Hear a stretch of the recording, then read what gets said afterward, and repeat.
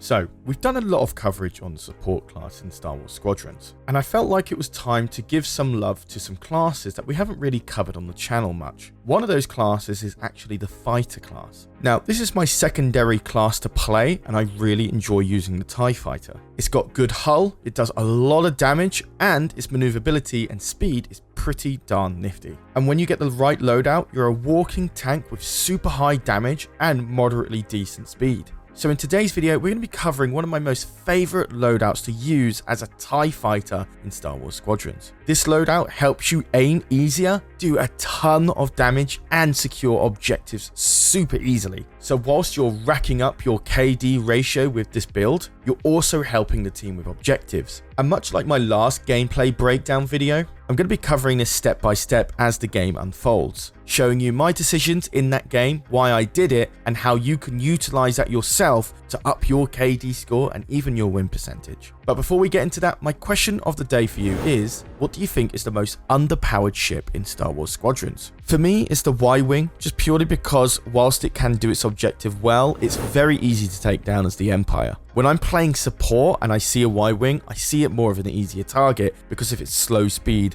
and lack of maneuverability. But that being said, with this build that we're going to be using, I'd actually say Interceptor, because you are definitely going to be able to melt those really easily with this build. But what do you think? Let me know all your thoughts and opinions in the comments down below. I read all of them and try to get back to some of you too. And finally, we have days left until we wrap up the Patreon and send out the rewards for all of the November users. So if you want newsletters or exclusive EcksToo videos that'll never go live on YouTube, or perhaps you want to play Squadrons with us or get a bespoke EcksToo avatar design done by a professional artist, definitely sign up now, as you'll definitely not regret it. With that out of the way though, let's get right into how we can increase your KD ratio. Okay, let's get right into it. This is the build that I use for TIE Fighter. For the primary weapon, we're using the guided burst cannon. Now you're probably wondering, why are we using a guided cannon? Burst can do quite a lot of damage, but it can be pretty hard to hit when you're not using a guided version. However, with guided, we can land those shots a lot easier. And with this build, we're going to be having 200% in lasers at almost all times, meaning that every single shot of this guided burst cannon is going to hit and deal 25% more damage. This means you can shred enemies super fast. And because it's guided, it makes interceptors absolutely useless at trying to evade this with their high speeds. But I'll cover this more with examples in the gameplay. Next up is the left auxiliary, and we're going with the repair system, mostly for durability, and this can help us get out of a pinch when we go in to secure objectives with our right auxiliary. And that right auxiliary is the ion torpedo. Now, Ek has covered this previously on securing objectives with ion and proton torpedoes and just how strong they are, but ion torpedoes in my mind are a lot more effective than protons. And the fact that repair systems is absolutely crucial for TIE fighters, especially when you have no shields. Ion torpedoes can absolutely shred shields on any frigate or cruiser in one shot. It can also half shields with a flagship. And not only that, when the shields are down on that flagship, it'll take out the power systems with just one shot. One shot. And I'll be able to show all of this in the gameplay that I've took for this episode. So if you're interested, definitely keep watching as we'll cover it a bit later. Next up for countermeasures is Seeker warheads. Now you can use shaft particles or Seeker warheads for this, mostly because the Y-Wings aren't as effective as the TIE bombers. Seeker warheads tend to do the job pretty well for me, so I just use those. However, this is an Empire only build, so if you were going to try this for Rebels, you probably want to go with particles. However, I don't think this build is going to be as effective for Rebels. Next up is standard hull, as we definitely need that survivability, as I'll show you more later. And for engines, we go standard engines because we definitely need that speed. Okay, with my components broken down, let's get into a game.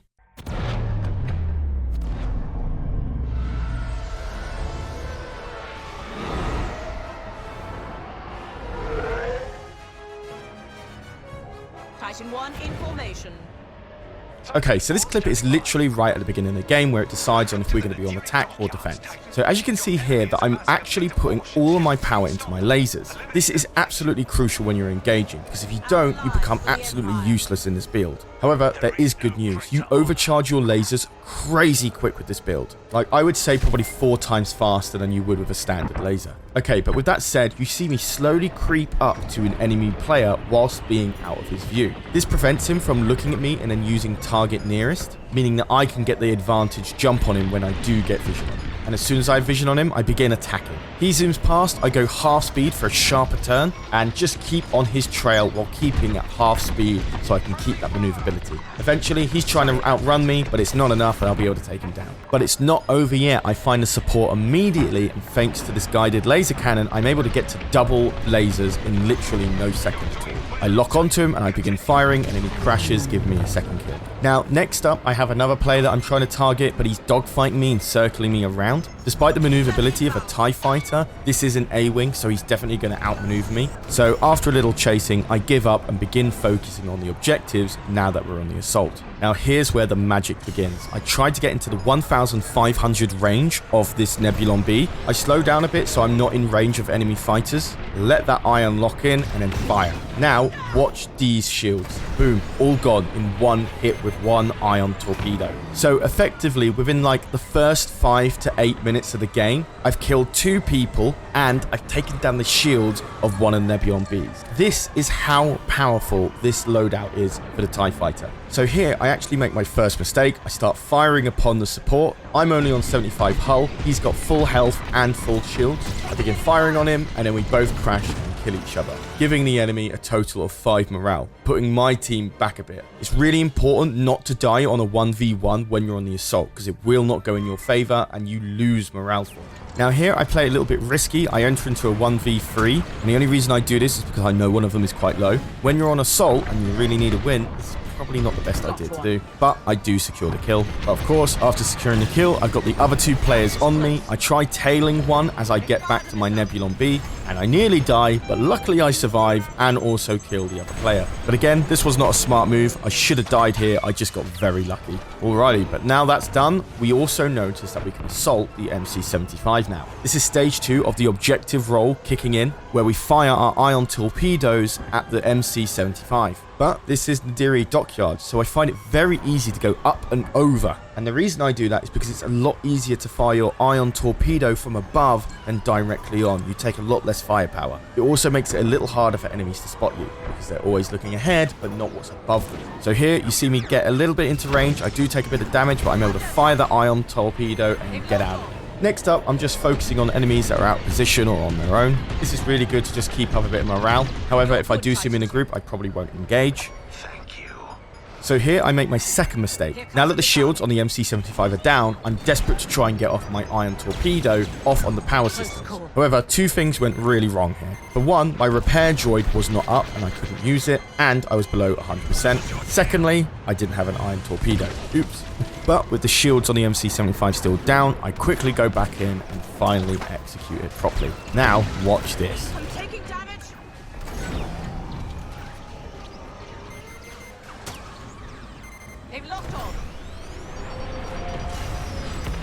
The entire power system's completely down. 150 points for the subsystem being destroyed, 115 points for the hull section being destroyed, and 75 points for a subsystem being disabled. And that is why I run Ion Torpedo. And after that, all the hard stuff has been done really. So I spend most of my time trying to take out enemy players so that my allies can focus on hull damage. So here's a nice little triple kill, just to show you how strong the guided laser cannon is. As you can see, it's really easy to aim, so you're doing a lot more DPS than you actually would with a standard laser cannon, unless you're actually really good with it and you land pretty much 100% of your shots. So the reason I wouldn't run this on Rebels is because it's really weak against reinforced hulls. As you know, the TIE Bomber with reinforced hulls is absolutely unkillable, and it becomes more so with the guided laser cannon because you reduce damage output. But with the TIE Fighter, that's not an issue. Y-Wings aren't as good. So go trigger happy, my friends, because it is so strong. But after that, there you have it. That is my ultra-offensive Ion Torpedo TIE Fighter loadout. You're able to secure kills